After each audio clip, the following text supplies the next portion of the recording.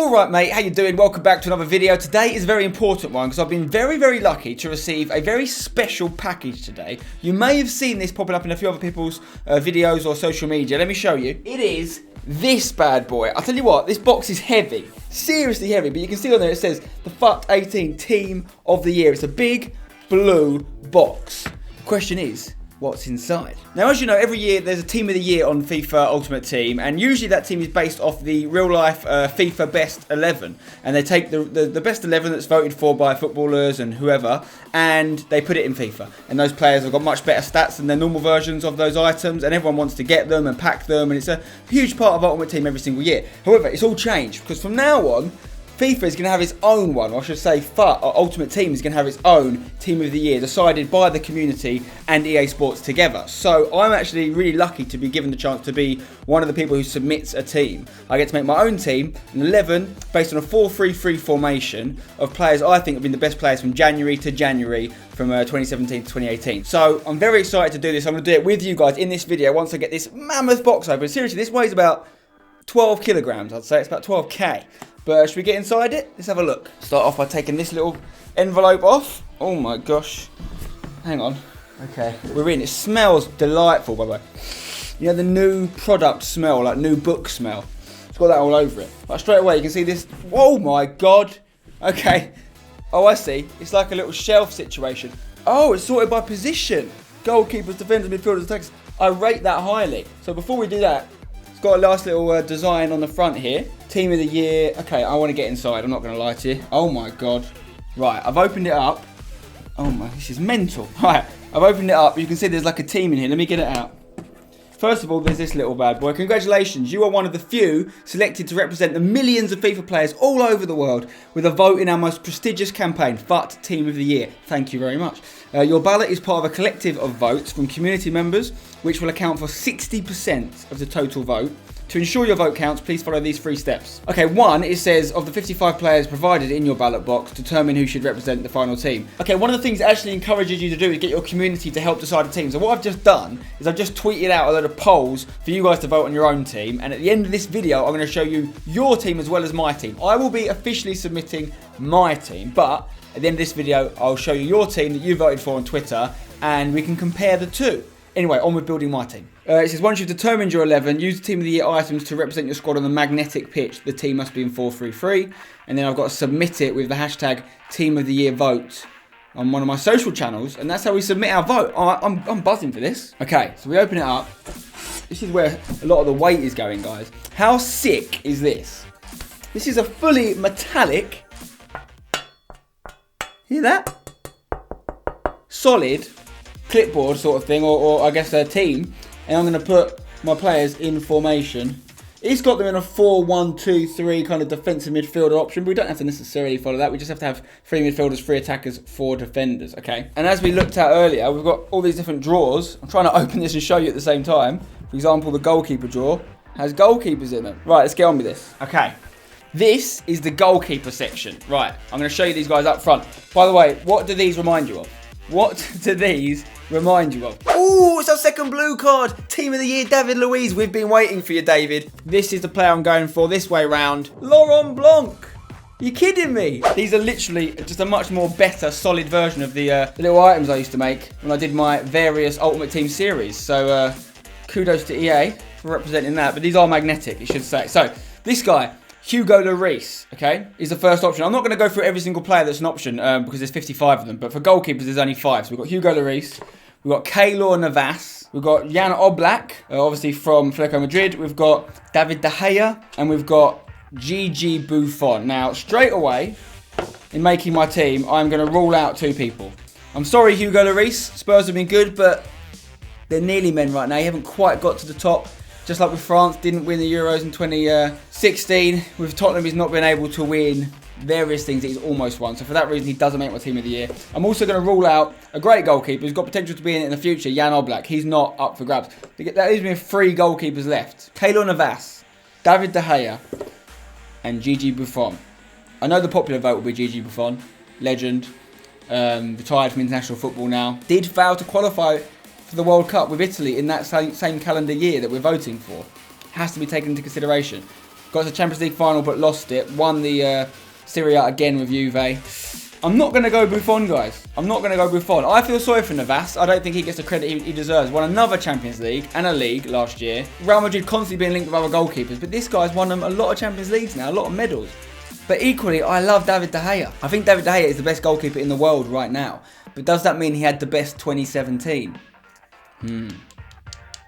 This is a tricky one, guys. This is a really tricky one. I'm pretty confident you guys will vote for De Gea, but that's because there's a bit of Premier League bias on my channel, I think. Man United did have a good year. They did win the Europa League.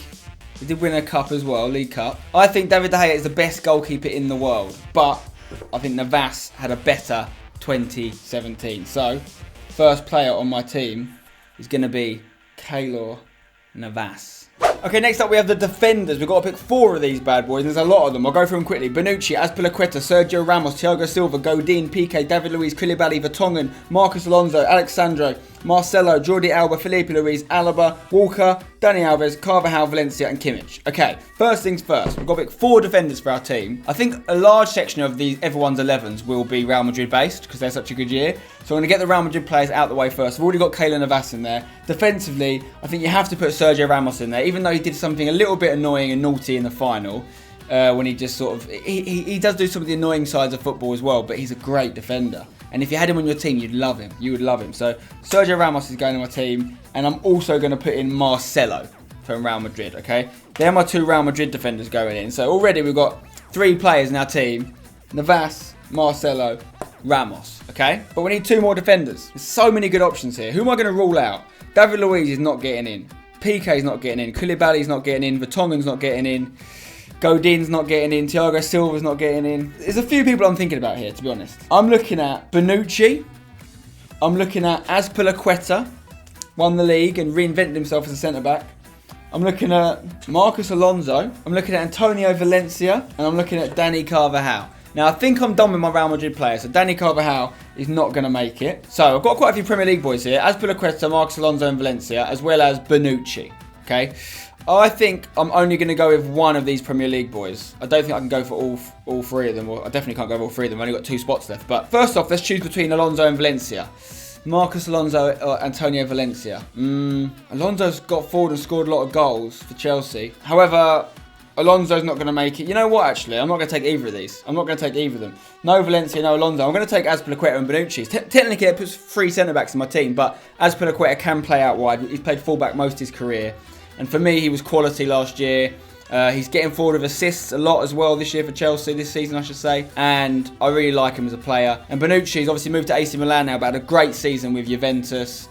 And when he went to AC Milan, that was one of the shock transfers, I think, of the summer, because a lot of people wanted him. A lot of big English clubs wanted him, amongst others, I'm sure. So Bonucci's going in next to Azpilicueta. So we have our back 5, if you like, 4 defenders and a goalkeeper. Navas, Marcelo, Sergio Ramos, Bonucci and Azpilicueta. Okay, now we need to move on to the midfielders. Lots of good players here, some unbelievable options, 15 in total. Casemiro, Kante, Verratti, Nainggolan, Kroos, Modric, Thiago, Iniesta, Isco, De Bruyne, Eriksen, Dybala, Ali, Robben and Forsberg. Okay, Dele Alli getting a nomination in there, but he's not going to be in my team. Sorry, Dele. I can rule him out straight away. I can rule out Forsberg. I can rule out Iniesta, which might shock some people because he was in the FIFA Best 11, but I don't think that was fair. I don't think Iniesta should have been in there. I can rule out Thiago. I can rule out Nainggolan. I love Belgians, but I'm going to rule him out. I'm going to rule out Verratti. Now, in terms of, I'd like to have a central defensive midfielder in there, and there's a couple of options here. You're looking at Kante and you're looking at Casemiro.